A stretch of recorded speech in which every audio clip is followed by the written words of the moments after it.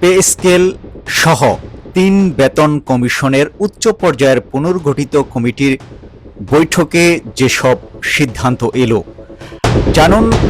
১ জুলাই থেকে কার্যকর হতে যাওয়া সরকারি কর্মকর্তা কর্মচারীদের বাড়তি বেতনের পুঙ্খানুপুঙ্খ তথ্য।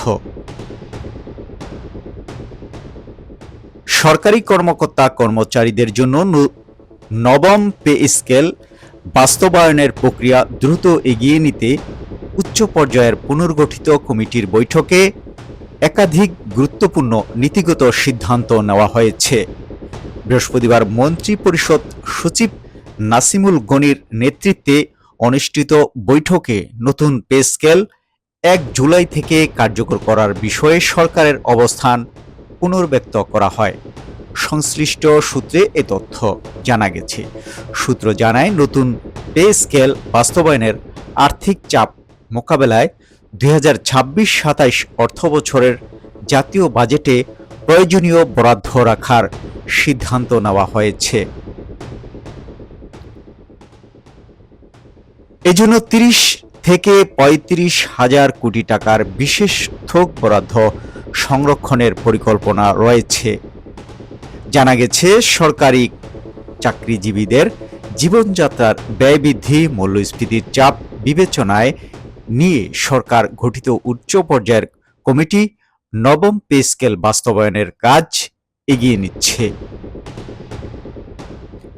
বৃহস্পতিবারের বৈঠকে নবম পে স্কেলের বিভিন্ন দিক পর্যালোচনা ও সুপারিশ প্রণয়নের জন্য গঠিত ৩টি পৃথক কমিটি তাদের প্রতিবেদন উপস্থাপন করে। বৈঠকে ৩টি প্রতিবেদনের মধ্যে ২টি নিয়ে বিস্তারিত আলোচনা হয়েছে। মূলত বেতন ভাতা বৃদ্ধি এবং বাজেট সামঞ্জস্যতা সংক্রান্ত বিষয়গুলো গুরুত্ব পায়। দ্বিতীয় প্রতিবেদনটি পরবর্তী বৈঠকে আলোচনা করা হবে বলে জানা গেছে। অর্থ বিভাগের সংশ্লিষ্ট কর্মকর্তারা জানিয়েছেন, পুরো প্রক্রিয়াটি বাস্তবসম্মত ও ত্রুটিমুক্ত করতে আরও কয়েকটি বৈঠকের প্রয়োজন হতে পারে।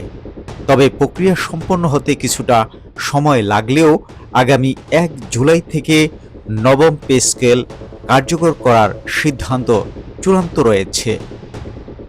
সরকার ইতিমধ্যে নবম পে স্কেল পর্যালোচনা ও বাস্তবায়নের লক্ষ্যে গঠিত জাতীয় বেতন commission, Bangladesh judicial service pay commission এবং সশস্ত্র বাহিনী বেতন কমিটির সুপারিশ পর্যালোচনার জন্য পুনর্গঠিত কমিটি গঠন করেছে। এই কমিটির আহ্বায়ক হিসেবে দায়িত্ব পালন করছেন মন্ত্রিপরিষদ সচিব। অর্থ বিভাগ কমিটিকে সার্বিক সচিবালয় সহায়তা দিচ্ছে।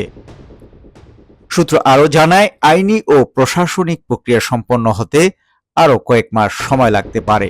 সে কারণে আগস্ট বা সেপ্টেম্বর মাসে পূর্ণাঙ্গ গেজেট প্রকাশিত হলেও সরকারি কর্মচারীরা ১ জুলাই থেকেই বকেয়াসহ নতুন পে স্কেলের সুবিধা পাবেন। অর্থ বিভাগের এক ঊর্ধ্বতন কর্মকর্তা বলেন, সরকারি কর্মচারীদের প্রত্যাশা যেমন বিবেচনায় রাখা হচ্ছে, তেমনি সরকারের রাজস্ব সক্ষমতার দিকটিও গুরুত্ব পাচ্ছে। দুয়ের মধ্যে ভারসাম্য রেখে সিদ্ধান্ত নেওয়ার চেষ্টা চলছে। জানা গেছে, বৈশ্বিক অর্থনৈতিক চাপ, অভ্যন্তরীণ আর্থিক পরিস্থিতি বিবেচনায় নবম পে স্কেল ৩ ধাপে বাস্তবায়নের পরিকল্পনা নেওয়া হয়েছে। আগামী অর্থবছরে প্রথম ধাপে মূল বেতনের অর্ধেক বৃদ্ধি কার্যকর হবে। দ্বিতীয় বছরে বাকি অর্ধেক এবং তৃতীয় বছরে সব ধরনের ভাতা ও অন্যান্য সুবিধা চালু করা হবে। sharebusiness24.com এর সাথে অর্থনৈতিক খবর সহ গুরুত্বপূর্ণ খবরগুলো জানতে সাবস্ক্রাইব করে পাশে থাকুন।